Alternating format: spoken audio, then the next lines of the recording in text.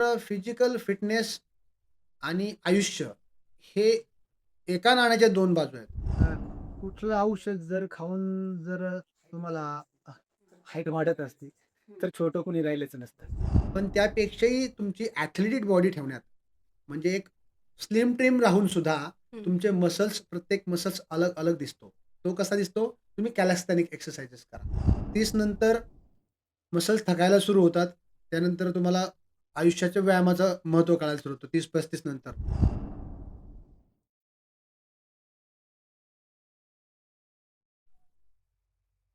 बहुरत्न वसुंधरा या पॉडकास्टमध्ये तुमचं सगळ्यांचं खूप खूप स्वागत.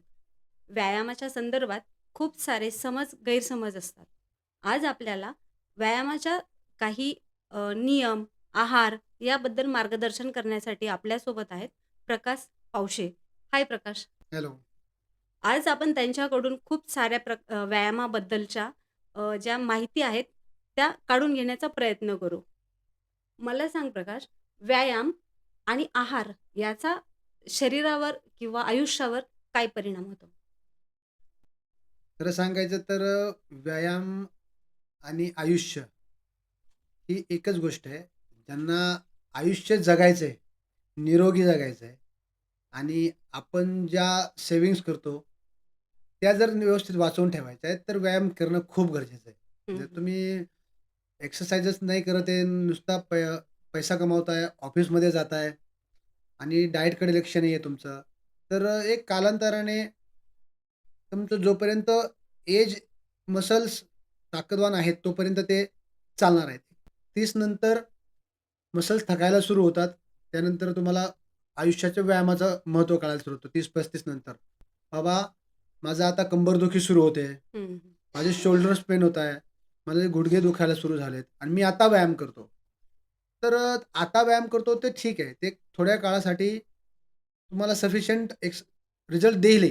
हं, हं. पण तुम्ही लेट सुरू केल्या कारणाने त्याचा रिझल्टही तुम्हाला तितक्या काळापुरतं मर्यादित भेटेल. तुम्ही जर स्टार्ट एक 18-20 वर्षापासून जर हलकी-हलकी जरी एक्सरसाइज करताय, तर तुम्हाला त्या गोष्टी फायदेमंद आहेत. तुम्ही अचानक 30, 35, 40 नंतर एक्सरसाइज करायला सुरू करताय, ती गोष्ट तुमच्या मसल मेमरीमध्ये पहिले फिट नाहीये अच्छा. आणि तुम्ही अचानक तिला प्रेस देताय, त्याचा एक दुष्परिणाम असा होऊ शकतो, हं, हं. की तुम्हाला आणि इंजुरी वाढण्याचे चान्सेस असतात. ठीक आहे नाही? तर फिजिकल फिटनेस आणि आयुष्य हे एका नाण्याच्या दोन बाजू आहेत. हं, हं. त्यामुळे तुम्हाला काहीही करून एक्सरसाइज 24 तासाला 1 तास, 40 मिनिटात 1 तास स्वतःसाठी काढायचा आहे. जास्त तर काढायचा नाही, कारण आजकाल एवढा वेळही कोणाला नाही. बरं. आणि एक्सरसाइजेस तुम्ही करता कुठल्यात? आला जिमचा भाग. तुम्ही जिमला जावंच असाही काही भाग नाहीये. तुम्ही आपल्या 3x6 च्या मॅटवरही एक्सरसाइज करू शकतात. मसल गेनिंग करणं आणि किंवा बॉडी बिल्डिंग हा एक वेगळा टाइप आहे. आणि एक मसल्स फिट ठेवणं किंवा स्वतःला फिट ठेवणं हा एक वेगळा भाग आहे. हं, हं. ज्यांना मसल्स गेन करायचेत, ॲब्सच पाहिजे मला, कटिंगच पाहिजे बॉडीला, तर त्यांनी एक्सरसाइजेस कराव्यात, जिमच्या कराव्यात. पण त्यापेक्षाही तुमची ॲथलेटिक बॉडी ठेवण्यात, म्हणजे एक स्लिम ट्रिम राहून सुद्धा हं. तुमचे मसल्स, प्रत्येक मसल्स अलग-अलग दिसतो. तो कसा दिसतो? तुम्ही कॅलिस्थेनिक एक्सरसाइजेस करा. अच्छा. कॅलिस्थेनिक एक्सरसाइजेस म्हणजे काय असतं? स्वतःच्या ओन बॉडी वेटच्या एक्सरसाइजेस. स्वतः बॉडी वेट आपल्या ओन बॉडी वेटवर एक्सरसाइजेस करायच्या. आपले जे पूर्वज होते, त्यांच्या काळात जिम होती. नाही. 10 केजीचे डंबल नव्हते, तर 50 केजीचे डंबल होते. बरं. त्यांनी काय केलं, स्वतःच्या ओन बॉडी वेट ते मातीशी लढले. मातीचं त्यांनी एक्सरसाइजेस केल्या. म्हणजे ओन बॉडी वेट त्यांनी जास्त एक्सरसाइजेस केल्या आणि ती लोकं तितकी मजबूतही होती. बरं. आजच्या डेटला काय आहे, आहार आपला तेवढा जितका पॉवरफुल पाहिजे तेवढा पॉवरफुल नाही राहिला आहे. म्हणजे जास्त आपण प्रोडक्शनच्या नादामध्ये हं, त्याच्यावर जास्त प्रक्रिया करून प्रोडक्शन वाढवलं. हं. पण त्याची जी पत होते, जी एनर्जी लेव्हल ढासळतायत. होती ती काय झालं डाऊन ढासळतायत. झालेली आहे. राइट. त्यामुळे जेवढं आपण खातोय तेवढं आपल्या शरीराला काय भेटत नाही. आपण बोललो पहिल्या काळात माणसं 8-8 फुटाची होती. हं, आता छोटी आहे. हं, इंडियाचं यूथ छोटं होत आहे, हं. असं मला वाटतं. कारण हो, मी हो. 10th क्लासमध्ये होतो तेव्हा इतकी हाईटची मुलं असायची. आताची 10th क्लासची मुलं इतकी छोटी वाटतात. त्याला विचारलं का असं वाटतं, "तू 10th मध्ये?" तो म्हणतो, "10th मध्ये." मग विचार मनाला कुठेतरी टोचते ही गोष्ट, हां, हां. की इतकी छोटीशी मुलं 10th 10th क्लासमध्ये मध्ये कशी? कसे? हां. मग याचा अर्थ काय होतोय? आपण कमावतोय आणि काय करतोय? आपल्या पुढच्या पिढीला देतोय. पण हं. त्यांना काय होतंय?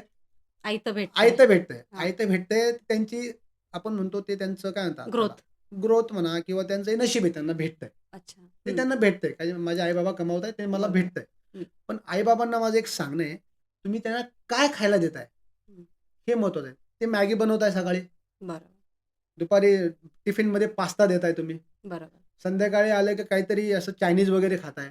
मग त्याची ग्रोथ होणार कुठे? बरोबर. माझा दुसरा प्रश्न हाच होता, की आहार कसा घ्यावा? आणि तू एकदम बरोबर पॉइंटवर आलाय आणि आम्हाला खूप सारी माहिती दे. अशीच कंटिन्यू करशील म्हणजे. ओके. आहार ही म्हणजे नुसती एक्सरसाइजेस करून थोडं जमणार तुमचा नाही. डाएट प्लॅन चांगला असायला हवा. ठीक आहे. बरोबर. हं, डाएट प्लॅनवरच तुमचे एक्सरसाइजेस डिपेंड आहे. तुम्ही स्वतःसाठी 40 मिनिटं किंवा 1 तास जर देताय, हं, तर तुम्ही 1 तासात काय-काय एक्सरसाइजेस करताय? कॅलिस्थेनिक एक्सरसाइज असते, ओन बॉडी वेट आणि पूर्ण बॉडीची एक्सरसाइजेस होते. हं. त्यामध्ये तुम्ही खास करून वॉर्म करणं खूप गरजेचं आहे. 10 ते 10 मिनिटं वॉर्म करा. अच्छा. एक्सरसाइज सुरू करण्या मलाही रोज असंच होतं. हं, काय एक्सरसाइज करावी? वैताग आला, सोडतो आज. हं. जेव्हा बॉडी वॉर्म होते, तेव्हा तो 1 तासही कमी पडतो. यार माझं हे राहिले. माझी ही एक्सरसाइज राहिली, माझी ती एक्सरसाइज राहिली, माझा हा बॉडी पार्ट राहिला, माझा तो बॉडी पार्ट राहिला. हे कमी वाटतं. म्हणजे तुम्ही जेव्हा सुरुवातीला एक्सरसाइज करणार, 1 हफ्ताभर खूप त्रास होतो. हं, बॉडी पेन्स होणार, जॉइंट्स पेन होणार. नंतर वाटतं एक धारणा तयार होते मनाची, हं. की मी एक्सरसाइज केल्यावर मला आणि त्रास होतो. दुखतं, ठीक आहे. दुखतं. हां, हां, याचं कारण मी पहिले सांगितलं, की तुम्ही एक्सरसाइजेस लेट 40 नंतर सुरू करणार, मग करता. त्रास तर होणारच आहे. हो, ठीक हो. आहे. लाईटली आपण थोडंसं 20, 25, 30 नंतर मला वाटतंय मी 20-22 एजपर्यंत चांगली एक्सरसाइज करायचो. हं, पण मधला एक 10 वर्षाचा काळ गेलाय. मी काही एक्सरसाइजेस केल्या नाही. त्यांनी काही फरक पडत नाही. तुमच्या मसल मेमरीमध्ये हं. ती एक गोष्ट साठवलेली आहे. आहे. राइट. म्हणजे आपण जर लहान असताना बोलायला शिकलो हो. आणि समजा 1 महिनाभर आपण मौन व्रत धारण केला. 1 विसरत नाही. महिन्याने विसरतो का? नाही. नाही. 1 वर्षांनी पण नाही विसरू शकत. तसंच बरोबर. असतं ते. काही काळ असा असतो, आपण बिझी होतो. हं, नोकरी, घर जे असेल त्या आपल्या डेव्हलपमेंटच्या चक्करमध्ये थोडासा बिझी होऊन जातो. हं, नंतरून आपल्याला थोडा-थोडा वेळ मिळू लागतो. मग आपल्याला वाटतं एक्सरसाइजेस कराव्या. हं. केल्या पाहिजेत. मला तुम एक सांग, कुठल्या वयापासून एक्सरसाइज सुरू करायला पाहिजे? समजा आता 8वी-9वीच्या मुलं आहेत, त्यांची इच्छा असते की आम्ही जिम लावावी किंवा कॉलेजच्या मुलांना वाटतं की आम्ही जिम लावावी किंवा ऑफिसला जाणारे म्हणतात की आम्हाला एक्सरसाइज नको आहे, म्हणजे कंटाळा असतो. आणि दुसरा असा प्रश्न आहे की एक्सरसाइज केल्यानंतर आम्ही बऱ्याच न्यूज बघतो किंवा टीव्हीला बघतो, YouTubeवर बघतो की ह्याचा मृत्यू झाला, त्याला अटॅक आला. तर हे एक्सरसाइजमुळे होतं का? असे माझे पुढचे 2 प्रश्न असतील. एक्सरसाइजमुळे ह्या गोष्टी होतात, हं, हे तर चुकीचं आहे. ठीक आहे. एक असते आपण कधी एक्सरसाइज केली नाहीये आणि अचानक एक्सरसाइज केले आणि शेजारचे असे मसल्स बघून मला वाटतंय मी तसेच मसल्स बनवायचेत. हं, हं, मग आपण काय करतो, त्याचं बॉडी वेट बघतो, हं, त्याचं वेट बघतो. हं. तो 50 केजीचे डंबल्स घेऊन उभा आहे. मारतो. ओके. मी पण 50 केजीचे आणि मी जायला 8 दिवस झाले आणि मी 50 केजी सुरू करतोय. तर हं. काय करतोय आपण श्वास रोखतोय त्यावेळेला. अच्छा. ठीक आहे. चुकीची पद्धत. चुकीची पद्धत. तुम्ही वेल ट्रेनर करून घेताय जर एक्सरसाइज, हं. तुम्ही शिकताय. पहिले 2 महिने ट्रेनरसोबत जिम अगर जाताय तुम्ही, तर ट्रेनरसोबत असू द्या. तो तुम्हाला सांगेल काय करा बाबा. धीरे-धीरे वेट वाढवा. बरं. तुम्ही तो करतोय 50 केजीचे डंबल्स म्हणून मी 50 केजीचे उचलायचं हं, आणि श्वास रोखून त्याने आपल्या हार्टला तशी सवय नाहीये अगोदर. हं, हं. आणि तुम्ही अचानक त्याच्यावर प्रेशर देताय तर ही गोष्ट होणार आहे. ते बरं. येतं सीसीटीव्हीमध्ये असतं ते हो, बऱ्याचशा हो, जिमचे हो. व्हिडिओ ते येतात YouTubeला बघायला भेटतं. पण माझं तर एक मत आहे का हं, तुम्ही जर एक्सरसाइज करताय, खूप दिवसांपासून करताय, तुम्ही हेवी वेट करा एक्सरसाइजेस. हं, ठीक हं, आहे. हं, माझं तर जास्त जिमवर माझा फोकस नसतोच कधी. हं. माझा कॅलिस्थेनिकवर खूप विश्वास आहे आणि मी जास्तीत मॅक्सिमम अरे तेच करतो. कॅलिस्थेनिक एक्सरसाइजेस. दुसरा पार्ट असा झाला, की मी जिम जाणार आणि बॉडी बनवण्याच्या चक्करमध्ये सप्लिमेंट खाणार काहीतरी. हां, चुकीच्या सप्लिमेंट्स. ठीक आहे बाजारात नाही. आहेत. हो. बाजारात चुकीच्या सप्लिमेंट्स काहीतरी घेणार. त्या माझ्या बॉडीला सूट होत आहे की नाही होत आहे ते मला काही माहीत नाहीये. बरं. एक डब्बा दिसला त्याच्यावर असं बल्कवालं पिक्चर दिसलं. दिसलं. बस. बस मला अशी बॉडी बनवायची आणि मी ते खातो. येस. अरे पण मग ते आपल्या बॉडीला सूट होणार आहे का? ते नाही. आणि प्री वर्कआउटचं वाढतं प्रमाण. हं, प्री वर्कआउट माझ्यातर्फे हं. कोणी माझा पॉडकास्ट बघून सांगेल का हा चुकीचं बोलला, हो. असं बोलला, तसं बोलला. हं, माझ्यातर्फे म्हणजे मला असं वाटतं, जो आपल्या घरात जो डाएट आहे, त्या व्यतिरिक्त तुम्ही कुठलंही प्री वर्कआउट खाणं नाही. हं. आपल्या इंडियामध्ये इतके छान-छान डाएट आहेत, ते आपल्याकडून दुसऱ्या देशात जात आहे खायला. पण आपले खात नाहीयेत असा विषय हा. तुम्हाला वाटतं मला खूप थकवा येतो, हं, रोज थकतो. तुम्ही डेली 5 काळी खजूर असते, हं. काळी खजूर 5 डेली 5 जास्त खायची कारण आपण गरीब आहे आपल्याला जास्त काही नाही, पैसे खर्च नाही करायचे. छोटंसं खायचं एक 5 खजूर. हं. एक 3 ते 4 भिजवलेले बदाम. हं. 5 खा मॅक्सिमम 5च्या वर जास्त खाऊ नये त्याचा काही उपयोग नाही. हो. पण तुमचा वर्कआउट सुरू आहे. बरं. दुसऱ्या सकाळी ब्रेकफास्ट करताना शक्यतो चणे, हरभरा आपला जो असतो, भिजवलेले मूग, भिजवलेले कडधान्य असतात. ते खा. त्याला चव लागत नाही. त्याला थोडंसं बॉईल करा नमक टाकून.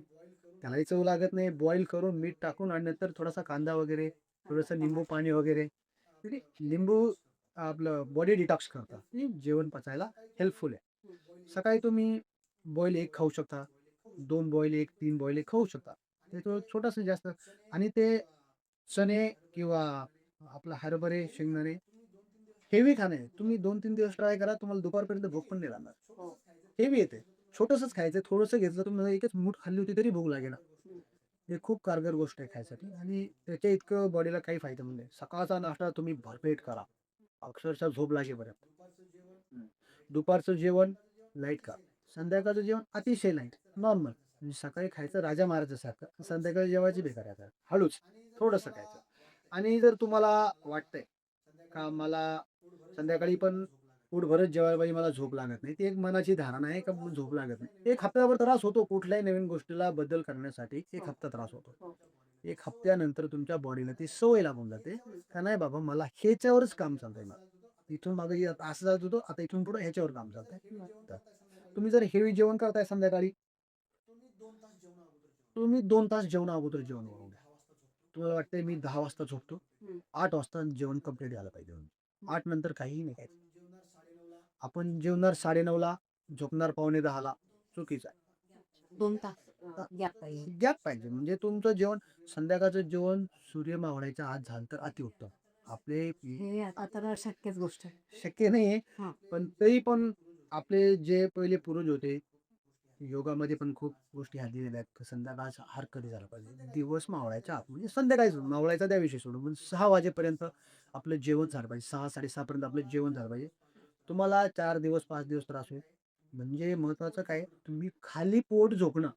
हं. अच्छा. खाली पोट झोपायचंय तुम्हाला. फायदेशीर. पोट गच्च भरून नाही झोपायचंय.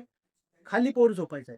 त्याने काय होतंय, तुमच्या पोटामध्ये जठराग्नी नावाची एक वस्तू असते. म्हणजे तुम्ही एक विचार केला असेल, आपण जेवण करतो, हं. घाम येतो कधी-कधी हो, जेवताना. हो. बऱ्याच लोकांना घाम येतो. कोणाकोणाला नाही येत, हां. ते विषय वेगळा आहे. पण घाम येतो जेवताना, बॉडी गरम होते. हं. म्हणजे जेव्हा आपण जेवण पोटामध्ये टाकतोय, ते जठराग्नी त्याचं काम सुरू करतंय. म्हणजे जे शिजवलेलं आहे जेवणाला परत शिजवतंय हं. आतमध्ये. ठीक आहे. मग ते परत शिजवतंय आणि ज्या पार्टला जे पाहिजे ते सप्लाय करतंय आणि पुढच्या 2 तासामध्ये ते पूर्ण जेवण शिजवलेलं आतमध्ये शिजतंय आणि मोठ्या आतमध्ये ढकलल्या जाते, छोट्या आतमध्ये ढकलल्या जाते. त्याचा कालावधी आहे 2 तास. कमीत कमी 2 तास व्हेजचा. हं. नॉन-व्हेज तर पचायला पहिले तर ते माणसासाठी नाहीच आहे ती गोष्ट. मग आजकाल चालू आहे, सर्रासपणे चालू आहे, खाताय हरकत आहे. पण 2 तास जेवणा अगोदर, मी झोपण्या अगोदर जेवण केलेलं बेस्ट राहील. व्यायामाचं वय नाही सांगितलं. व्यायामाचं वय तुम्ही आता मी पहिले सांगितलं की इंडियाचं युथ छोटं होत आहे. हो. आहे की नाही? हो. तुम्ही कमी वयात जर व्यायाम करायला लागले 12-13 वर्षात, हो. आहे की नाही? तर तुम्ही समजा स्पोर्ट्समध्ये जर जाणार आहे, मला स्पोर्ट्समध्येच जायचंय, तुम्ही सुरू करू शकता. हरकत नाही. 12-13 वर्ष. 12-13 नंतर सुरू करू शकता. पण 12-13 मध्ये काय होतंय, आपलं एक हाईट वाढण्याचं वय असतं ते. हं. मसल्सला काय होतंय, मग ते मसल्स जाम व्हायला, टाईट व्हायला सुरू होतात लवकर एक्सरसाइज सुरू केल्यानंतर. मग त्याच्याने काय होतं, ती हाईट खुंटते, कमी होते हाईट. म्हणजे जी ग्रोथ आहे हाईटची ती कमी होते. एक्सरसाइजमुळे. हां, एक्सरसाइजमुळे. हां. 15-16 नंतर 15-16 वयानंतर एक्सरसाइज करायला काहीही हरकत नाही. उंची वाढवण्याच्या काही एक्सरसाइज वगैरे आहे का? कारण बरेच ॲडव्हर्टाइज वगैरे असतात, की हे औषध खा आणि उंची वाढवा वगैरे असं काही? अ, कुठलं औषध जर खाऊन जर तुम्हाला हाईट वाढत असते, तर छोटं कोणी राहिलंच नसतं. आहे की नाही? बरेचसे लोकं ज्यांचे लग्न होत नाही का ज्यांची हाईट छोटी आहे. त्यांनी तर कंपन्याच घेतल्या, तर आमची हाईट छोटी राहिली म्हणून. नाही तर असं काही नसतं. नाहीच आहे म्हणजे या गोष्टी चुकीच्या आहेत. पण आता काय कडनं कोण तर सांगितलं मला हे खा हाईट वाढेल, हं. ते खा हाईट वाढेल असं काही नाही. जेनेटिक असू शकतं. घरात सर्व छोटे आहेत तर हो. येणारी ते पिढी पण छोटी किंवा आहे. किंवा समजा आता तू सांगितलं की 15-16 पर्यंत हाईट वाढू शकते. 21 पर्यंत वाढत आहे तसं काही. अच्छा. मग तेव्हा जर आपण सायकलिंग वगैरे किंवा स्ट्रेचिंग वगैरे असे जर एक्सरसाइज काही केले, तर त्याचा थोडाफार फायदा होतो का? सायकलिंगने फायदा होणार तुम्हाला. होतो. सायकलिंगने फायदा होणार, स्ट्रेचिंगने फायदा होणार. पण स्ट्रेचिंगचा इतकं सांगू शकत नाही. पण सायकलिंगने फायदा होणार. अच्छा. ती किती वयापर्यंत करायला हवी? सायकलिंग तुम्ही कधी पण करू शकता. म्हणजे उंचीवर परिणाम होण्यासाठी. उंचीवर होण्यासाठी आता आजकाल सर्वच मुलं सायकल चालवत आहे. हो. पण सायकलिंग कसं करताय 5 मिनिटं 10 मिनिटं खेळला आणि सोडून दिलं. थोडंसं एक्सरसाइज म्हणून सायकलिंग केलं तर फायदेशीर आहे. पोलीस भरती किंवा मिलिटरीमध्ये जे मुलांना जायचंय, तर त्यांच्यासाठी तू काय सल्ला देशील? मिलिटरीमध्ये जायचं आहे, पोलीसमध्ये जायचं आहे. हे एक आपण केलेला विचार आहे स्वतःसाठी केला विचार आहे, बाबा मला ह्या क्षेत्रामध्ये पुढे जायचं आहे. जाय तर एक्सरसाइजचं एक मगाशी तुम्ही मला विचारलं, की एक्सरसाइजचं जीवनावर होणारे परिणाम. एक्सरसाइज सर्वात पहिले अगोदर पाहिजे विल पॉवर. आहे की नाही? मी हे करणारच म्हणजे करणारच. आहे की नाही? माझा शेजारचा घरातला प्रॅक्टिसला जातोय, म्हणून मीही त्याच्यासोबत जातो. हे करणार असेल तर काही उपयोग नाही. त्यांनी टायमिंग ठरवले पाहिजे. बाबा मी रोज डिसिप्लिन. जाणार आहे. मला भरती व्हायचं आहे. मला एवढा स्टडी करणं आहे, एक्सरसाइज करणं आहे. एक्सरसाइज खास करून जे भरतीसाठी प्रयत्न करता येतं, त्यांनी सातत्य ठेवणं खूप गरजेचं आहे. आज मला लग्नाला जायचं आहे. उद्या मला बर्थडेला जायचं आहे. आज मला हळदीला जायचं आहे. जायचं आहे. 100% जायचं आहे. कारण एक एज आहे आपलं, ते एन्जॉय केलं पाहिजे आपण. ठीक आहे. पण अगोदर 1 तास माझ्या प्रॅक्टिसला काढतो, ती कंप्लीट करतो आणि मग जातो. म्हणजे खंडन नको. खंडन नको, कंटिन्यूटी पाहिजेच पाहिजे. त्याने काय होतं, आज जर आपण 1 दिवस टाळलं आणि 2 दिवस टाळलं, तिसऱ्या दिवशी बॉडीमध्ये 2 दिवस तर टाळले आणि आज एक काहीतरी काम करू. आहे की नाही? ही बॉडी याची मातीच होणार आहे, दुसरं काही होणार नाही. तिला जेवढं येईल तेवढं रगडा. ती फिटच राहणार. ठीक. तर जे भरतीसाठी ट्राय करताय, त्यांच्यासाठी एक सांगू शकतो मी, तुम्ही डाएट प्लॅन चांगला घ्या. डाएट प्लॅन चांगला घ्या.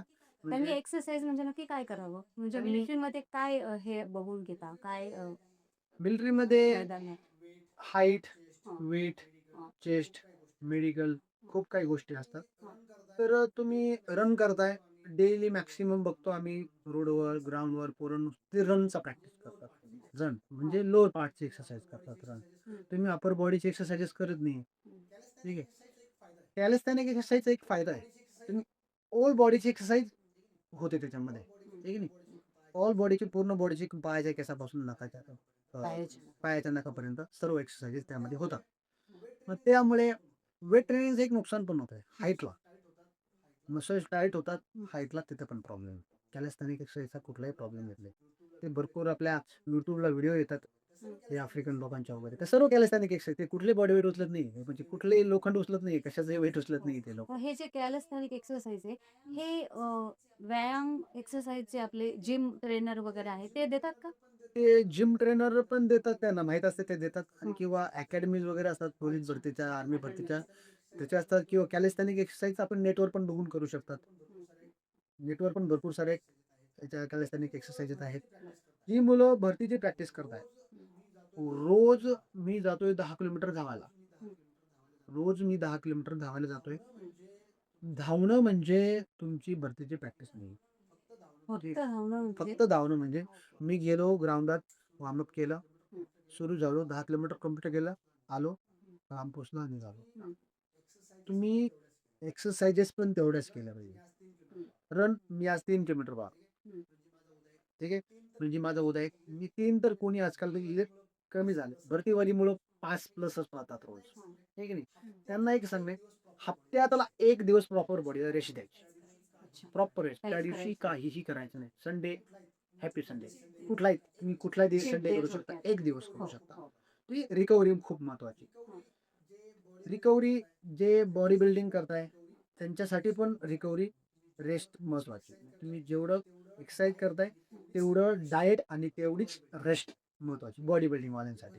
ठीक आहे. हो. जे भरतीची प्रॅक्टिस करताय त्यांना हप्त्यातून 1 दिवस प्रॉपर रेस्ट वाढेल. फुल स्ट्रेचिंग आणि 1 दिवस पूर्ण रेस्ट द्यायचा. मग आहारात काही परिणाम करायचा का? आहारात नाही आहे तो डाएट प्लॅनला काही ओके. चेंजेस काहीही फक्त करायचे. एक्सरसाइज बॉडीला. एक दिवस रेस्ट द्यायची.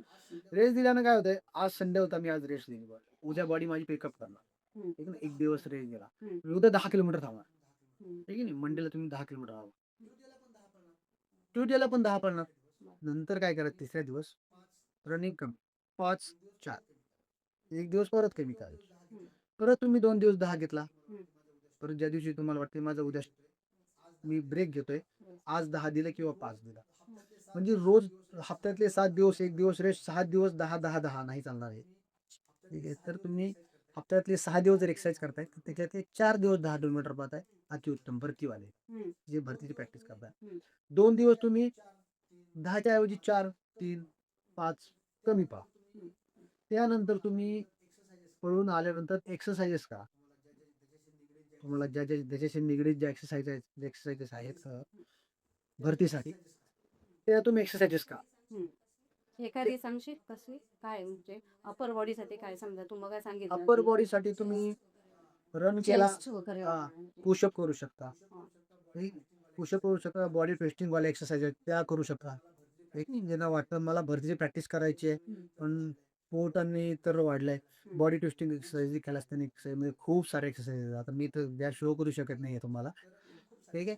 तर आपण खूप सारे एक्सरसाइज आहेत ओन बॉडी वेट त्या ज्यांना वाटतं का बाबा मला प्रॅक्टिस करायची जिम भरतीची आणि मी जिमला जातो. वेट वेट तुटणार नाही त्यांचं. असं म्हणजे माझं स्वतःचं एक म्हणणं आहे. मी त्याच्यातून आलोय किंवा त्या क्षेत्रामध्ये आहे. मला त्याचा तेवढा अनुभव आहे की तुम्ही जिम करून वेट लॉस नाही होऊ शकत तुमचा. रन करून जिम करताय, अगोदर एकदा घाम आला फुल नंतर परत तुम्ही एक्सरसाइजेस करताय, वेट लॉस होणार. त्याच्यात तुमचं डाएट कंट्रोल व्हावा. नाही किंवा मग फक्त जिम लावली आहे का तर मला पोलीस भरतीत जायचंय किंवा मिलिटरीत जायचंय. हे पण बरोबर नाही असं म्हणायचंय बरोबर. त्याच्यासाठी मैदानातच उतरावं लागतं. मैदानातच उतरावं लागेल तुम्हाला. ग्राउंडवरच यावं लागेल. तेव्हाच तुम्ही या गोष्टी साध्य करू शकता. प्रकाश, खरं तर आपल्या गोष्टी खूपच सुंदर रंगात आल्या आहेत. हं. तर माझा पुढचा प्रश्न असा आहे की बऱ्याचशा पॅरेंट्सचं असं एक म्हणणं असतं की आमच्या मुलाच्या पायामध्ये किंवा मुलीच्या पायामध्ये असा थोडासा कर्व आलेला असतो गुडघ्याच्या खालच्या बाजूला. तर ते काय असतं म्हणजे काही डेफिशियन्सी असतात की काय असतं त्याच्यासाठी काय उपाययोजना असतील मग एक्सरसाइजमध्ये किंवा हॉस्पिटलाइज काय करावं लागेल? डेफिशियन्सी म्हणून तर मी तर काही सांगू शकत नाही. मी काही डॉक्टर नाही आहे. पण एक गोष्ट नक्की सांगू शकतो. त्या गोष्टी ज्या आहेत, वेळीच जर त्यांच्याकडे आपण लक्ष दिलं, तर त्या कंट्रोलमध्ये येतात. म्हणजे बाळ लहान आहे, 5-6 वर्षापर्यंत त्या गोष्टी कंट्रोलमध्ये ज्यावेळेस आपली हाडं मजबूत नसतात, थोडी लवचिक हाडं असतात, त्यावेळेस ते डॉक्टरांच्या सल्ल्यानुसार तुम्ही त्यांना हे सर्व करतात. आणि एक सांगू शकतो, बाळं सर्वांनाच असतात, सर्वांनाच होतात. त्यात नवल काही नाही आहे. नाही का. मग नवल झाले म्हणून ते बाळ छोटं असते, ते त्याचे हाडं तितकी मजबूत नाही आहेत. आहे की नाही? आणि तुम्ही त्याला उचलताय आणि त्याला असं उभं करण्याचा प्रयत्न करताय. तो एक मायनस पॉइंट होऊ शकतो याच्यामध्ये. आहे की नाही? पायावर वेट येऊन ते असे स्प्रेन होऊ शकतात साईडला. तर ते कालावधी दिलेला आहे. तर एवढ्या दिवसात हे बाळ चालणार, रांगणार, उभं राहणार. म्हणजे एकदम एजेड जी व्यक्ती असते म्हणजे 70-80 प्लस 60 प्लस पकडा आज 60 प्लस आणि 1-1.5 वर्षाच्या आतलं बाळ यांचे मसल्स सारखेच असतात. जसे वाकवणार तसे वळतात. का तर मसल्समध्ये स्ट्रेंथ नाहीये. मसल्स आहे पण स्ट्रेंथ नाहीये. ते एज झालेल्या व्यक्तीचं काय असते ताकद संपलेली असते. मसल माझं असं कातडं लटकलेलं असतं. तसंच बाळाचं पण असतं गुबगुबीत असतं. पचपच दाबतं खूप. हे की नाही कारण ते ताकद नाहीये त्या गोष्टी. तसंच एजेड लोकांची पण असते. तर एक ठराविक काळ ठरलेला आहे. त्याच्यात तेवढी ताकद बनणार आहे. ती त्याच्या मनाने चालणार आहे, त्याच्या मनाने रांगणार आहे. बाळ झालंय म्हणून त्याला 2 महिन्यात रांगायला लावू नका आणि 3 महिन्यात चालायला लावू नका. ठीक आहे. खरं तर हा खूपच मोठा आमच्या पॉडकास्टमध्ये तू आम्हाला खूपच छान मोठा सल्ला दिलाय. खरोखरच हे विचार करण्याजोगं आहे. आणि अजून अजून व्यायामाबद्दल लेडीज भरपूर करतायत. तर लेडीजने पण सूर्यनमस्कार ठीक आहे, की त्यांनी पण मैदानी वगैरे करायला पाहिजे? फिट राहण्यासाठी त्यांना काही कुठे जायचं नाही. सूर्यनमस्कार ही एक आपल्या पूर्वजांनी दिलेला अलंकार आहे आपल्याला. भारतीय संस्कृतीला दिलेला, आपल्या पूर्वजांनी दिलेला अलंकार आहे. आणि हा कुठल्याही देशामध्ये नाही दिलेला आहे, फक्त आपल्या देशामध्ये दिलेला आहे. आपल्याकडून दुसरीकडे, दुसऱ्या दुनियेमध्ये, दुसऱ्या देशांमध्ये हा लोक यूज करून स्वतःला फिट ठेवत आहेत. ठीक आहे. आणि सूर्यनमस्कार आज आपणच करतोय. सूर्यनमस्कार हा आपल्या इंडियन क्लायमेटनुसार बनलेला आहे.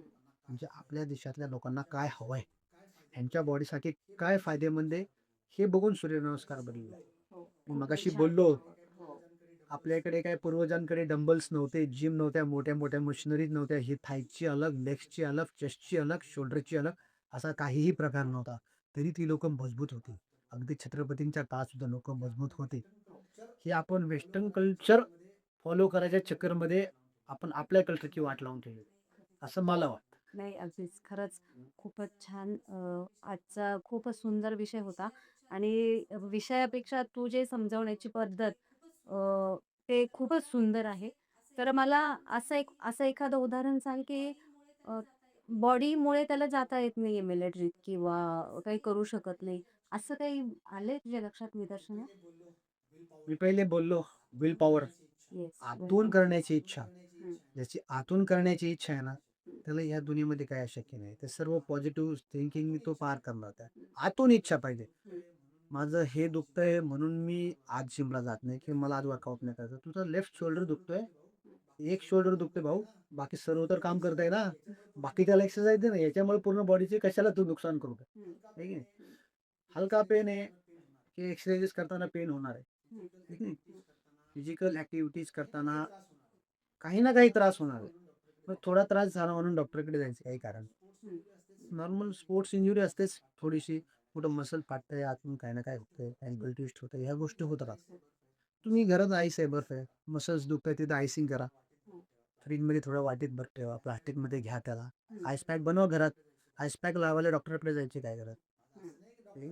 माझं असं नाही की डॉक्टरचा बिझनेस बंद करा तुम्ही. ते एक वेगळा सब्जेक्ट आहे. पण स्वतः म्हणजे पहिले पहिले एक मगाशी बोललो मी, आजारही कमी होते.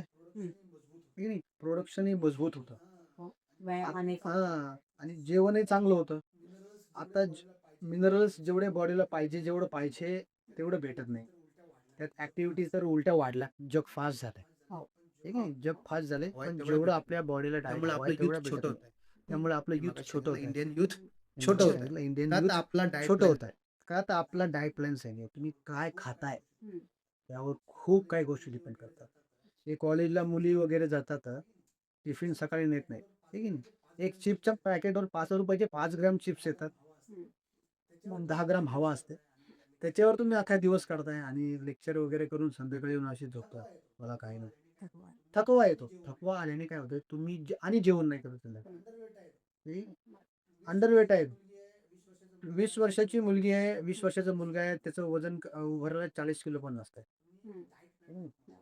तुम्ही डाएट प्लॅन खूप महत्त्वाचं. सकाळी तुम्हाला वेळ नाही आहे, वेळ नाही, अगदी सोपा उपाय. रात्री थोडेसे शेंगदाणे, थोडीशी मूग, थोडेसे हरभरे, हे 4 बदाम भिजत टाका. सकाळी घ्या. मम्मीला सांगा घरात थोडेसे बॉईल करा आणि त्याचे छोट्याशा डब्यात जाताना जाता रस्त्यानं पायी चालता चालता चालताही खाऊ शकताय. क्लासरूममध्ये पोहोचलाय 5 मिनिटात हजम करून खतम होऊ शकताय. हेवी डाएट नका. एक 4-5 खजूर ठेवा. ज्यांना वाटतं माझं वेट कमी आहे, त्यांनी मनुका असते, सुका मेवा, ते भिजवून खा सकाळी. जेवण झाल्यावर एक संध्याकाळी जेवण वेट झालं वाढतात. वेट वाढण्यासाठी.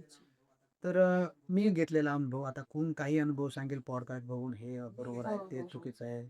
मी घेतलेला अनुभव सांगतोय तुम्हाला. मी काही कुठलं म्हणजे वाचून किंवा अभ्यास करून याच्यातला नाही.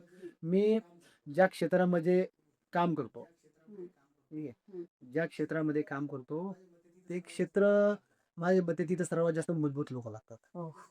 ठीक आहे. तिथं सगळ्यात मजबूत लोक राहतात आणि त्या क्षेत्रामध्ये मजबूत लोक बनवण्याचं काम माझं आहे. ठीक आहे. हो. त्यामुळे तुम्ही काय खाताय हे खूप जास्त मॅटर करतं. वेट वाढण्यासाठी तुम्ही ते करू शकता. आणि सकाळच्या जेवणावर ब्रेकफास्ट झाला, कुठला तरी ज्यूस, दुपारचं जेवण झालं ताक, छास, संध्याकाळच्या जेवणात दूध, जेवण झालं दूध, झोपताना दूध. ह्या पण वेट गेनिंगसाठी फायदेशीर आहे. कुठला तरी डब्बा आणायचा आणि त्याच्यावर लिहिलंय वजन वाढतंय म्हणून. काही नसतं असं. ते तुमचं ज्या लोकांचं मेटाबॉलिझम स्ट्राँग आहे, हार्ड आहे, त्यांनी कितीही खाल्लं तरी त्यांची बॉडी वाढत नाही. तसंच असतं. काही लोकांचं मेटाबॉलिझम वीक असतं, त्यांचं वेट वाढतं. तो फरक आहे. खरं तर गप्पा संपूच नये असं वाटतंय. पण आपल्याकडे वेळ भरपूर झालाय आणि खूपच सुंदर अशा पॉडकास्टमध्ये तू असा सुंदर माहिती दिली. आपण पुन्हा एकदा नक्की ह्याच विषयावर भेटू असं तू आम्हाला प्रॉमिस कर आणि आजचं पॉडकास्ट इथे संपवूया. परत एकदा आल्याबद्दल खूप खूप धन्यवाद.